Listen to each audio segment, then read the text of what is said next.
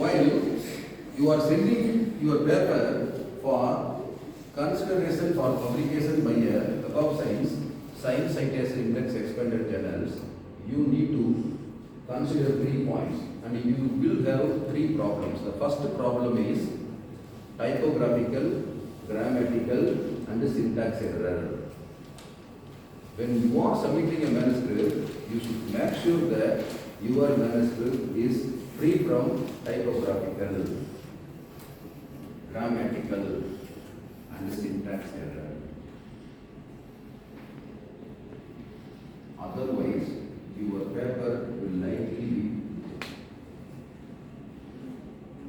Most of the time, even the concept will be very good, the results might be very good, but because of the poor presentation of the language, you might face a desk rejection. Desk rejection means your paper will be rejected without being submitted to the peer reviewer. Means as editor, you are submitting a paper, I have to send to whom? To the peer reviewer.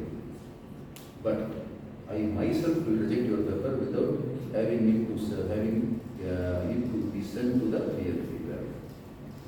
Desk rejection because of the grammatical, typographical and the syntax error. This is the first problem. The second problem is structural inconsistency. Structural issues, inconsistency with the clarity. The subject matter is not well understood by the writer. See, your paper should start with the title, then abstract. How to write abstract? Abstract should start with the problem statement. Then your background, one sentence. Then methodology. Then result, then conclusion. There should be no discussion in the abstract. Introduction means, again, you should start with the problem statement. Then you should find out the niche area. Niche means the research gap which has not been addressed by anyone.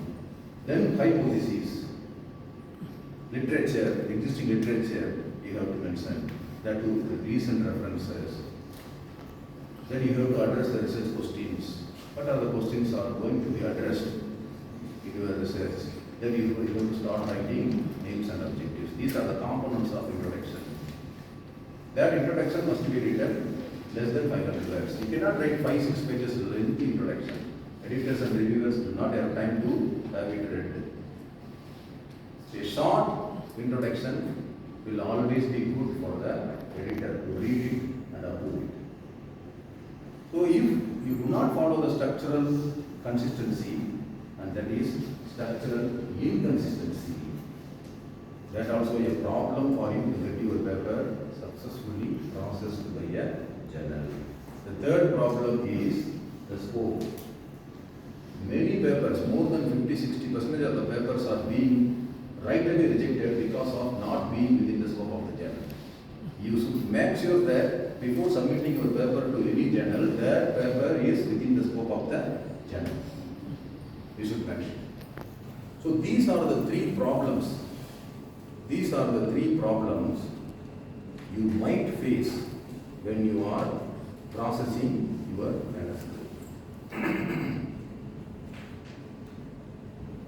Dear students, I think it is a very preliminary level that we are talking about the paper. This part will come again into the discussion when you are completing your work and eventually writing your paper or